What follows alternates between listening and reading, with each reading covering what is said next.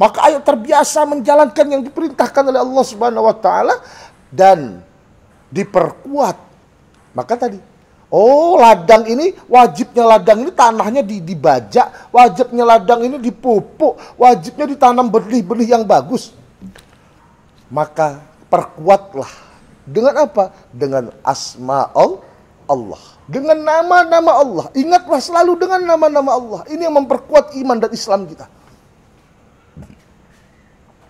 Innamal mu'minuna alladzina idza dzukirallahu wajilat qulubuhum wa idza tuliyat 'alaihim ayatuhu zadathum imana wa 'ala rabbihim yatawakkalun. Sesungguhnya orang mukmin itu ketika disebut asma Allah bergetar hatinya, dan jika didengarkan kepadanya ayat-ayatnya maka bertambah iman mereka, dan kepada Tuhannya lah mereka berserah diri.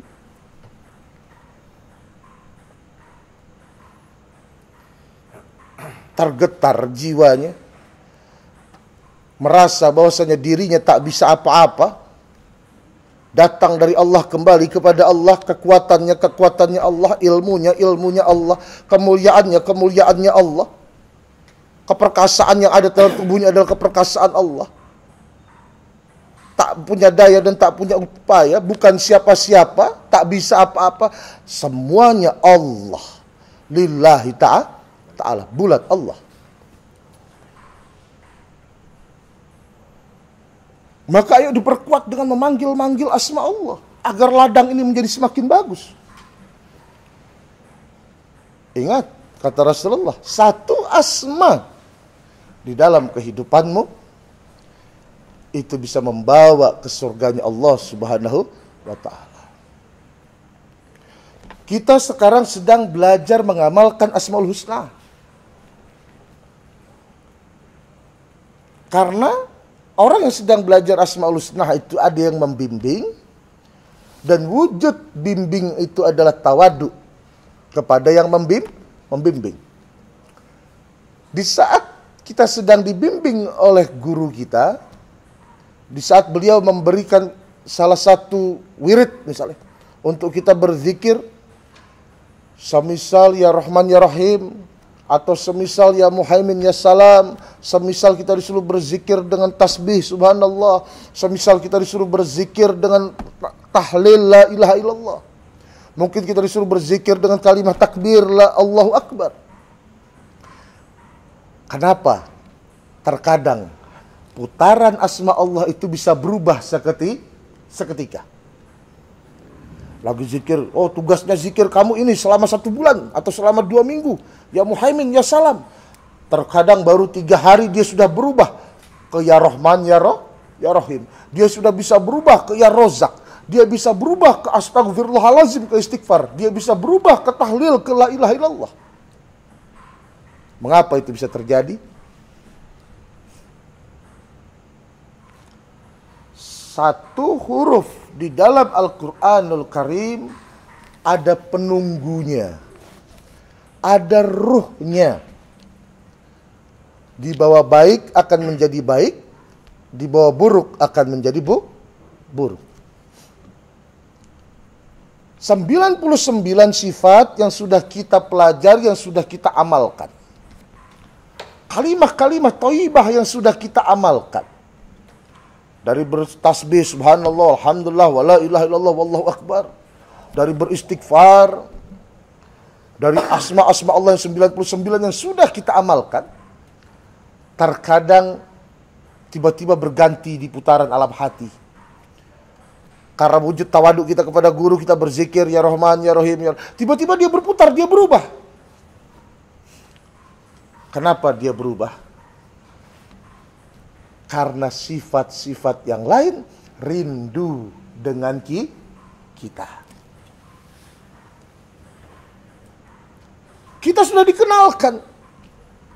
Kita sudah berkenalan dengan la ilaha illallah. Kita berkenalan dengan ya Jabar, berkenalan dengan ya Kohar, berkenalan dengan ya Jalil, berkenalan dengan ya Rahman, berkenalan dengan ya Haq, berkenalan dengan ya Nur. Mereka rindu kita panggil. Kok kadang Gus ini malah ini yang cocok dengan saya? Itulah yang dimaksud oleh Nabiullah Muhammad SAW. Dialah teman sejati. Dialah teman sejati, dialah pendamping sejati kita. Karena dia sudah dekat dan menyatu, dan ruh kita pun sudah dekat dan menyatu dengannya. Maka dialah yang mendampingi. Maka harus apalagi selanjutnya harus ditanam bibit-bibit yang bagus agar buahnya bagus. Di saat asma Allah ini hanya kau panggil, di saat asma Allah ini tak kau fikirkan, tak kau usahakan dan tak kau wujudkan, maka namanya bukan asma Allah. As-salatu li-dzikri, salat itu adalah mengingat Allah. Ala bizikrillah tatma'innul qulub. Dengan mengerjakan salat maka kau akan maaf. Ala bizikrillah tatma'innul qulub. Hatimu akan menjadi tenang. Inna sholata tanha 'anil fahsya wal munkar. Dengan salat tercegah perbuatan keji dan mungkar. Kenapa kok bisa tercegah perbuatan keji dan mungkar? Kenapa kok asma Allah itu bisa membuat dirimu tenang? Karena ada ruhnya. Tapi harus ditindaklanjuti. Ditindaklanjuti bagaimana? Ya tadi, setelah tanaman ladang ini sudah dibajak, setelah itu dipupuk yang bagus, ditanam bibit yang bagus, dirawat yang bagus. Karena itu ada ruhnya, menjadi satu kesatuan di dalam kehidupan. Kalau nggak percaya coba aja. Bapak-bapak sholat nggak usah ngucap apa-apa. Diam aja. Waktunya ruku-ruku. Nggak usah ngucap apa-apa, diam aja. Waktunya sujud. Ada nggak tanha 'anil fahsya wal munkar di situ? Tidak akan ada tanha 'anil fahsya wal munkar. Karena tak kau baca. Ada subjek, ada objek. Dikatakan ya Rahman ini, kalau sudah kau ucapkan menjadi sifat, baru ya Rahman. Kalau masih di tulisan, ya dia benda mati. Dia hidup di saat kau lafalkan. Di saat kau lafalkan, kau pikirkan, oh ya Rahman itu maksudnya yang maha pengasih. Ya Rahman, ya Rahim, oh yang maha pengasih lagi maha penyayang. Setelah kau pikirkan, yang maha pengasih lagi maha penyayang itu adalah sifatnya siapa? Sifatnya Allah. Loh, Allah itu ternyata sudah maha pengasih lagi maha penyayang. Buat apa lagi dipanggil? Orang sudah jelas kok maha pengasih lagi maha penyayang. Oh, alangkah hinanya saya. Ini bagi mereka yang berpikir. Alangkah hinanya saya memanggil-manggil yang maha pengasih lagi maha penyayang, tetapi kelakuan saya bejat. Kelakuan saya bahil. Kelakuan saya nggak peduli kepada orang. Kelakuan saya kurang ajar kepada orang tua. Kelakuan saya jelek terhadap saudara. Berarti sama saja menghina yang maha pengasih lagi maha penyayang. Maka dia menjadi ruh. Coba aja kalau nggak salah sekarang gini. Kalau itu nggak ada ruh, tidak ada kekuatannya, tidak ada nyawanya, ada orang kesurupan, diruqyah dengan membaca Al-Quranul Karim, kok bisa sembuh? Kok bisa sembuh? Orangnya yang sakti atau bacaannya yang punya power, punya kekuatan, punya ruh? Jadi kalamullah itu sangat luar biasa. Maka inna sholata tanha 'anil fahsya wal munkar. Kau berfikirlah. Jangan cuma kau kerjakan perintah Allah tetapi kau tak berfikir. Maksudnya apa Gus? Mikir di saat sholat? Tidak.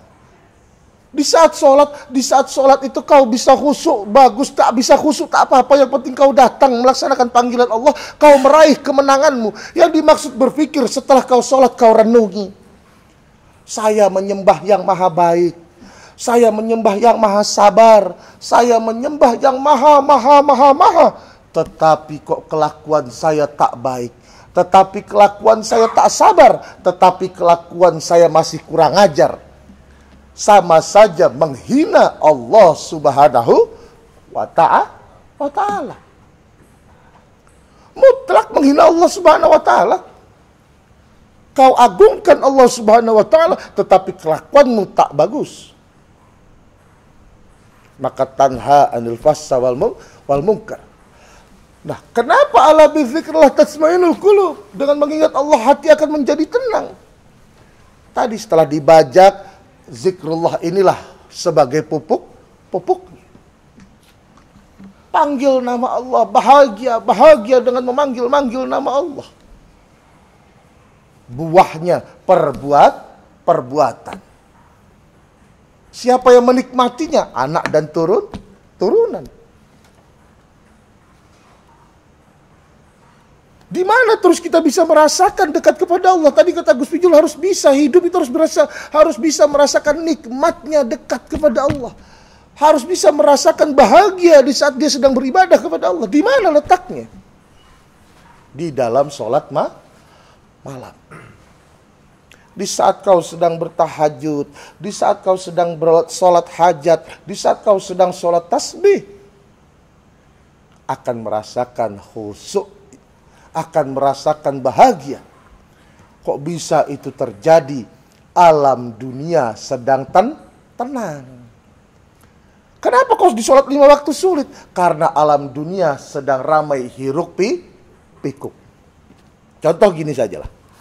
Contoh kita di Madinah, di Makkah, kalau ibadah itu enak gak? Enak. Karena tempatnya. Niatnya.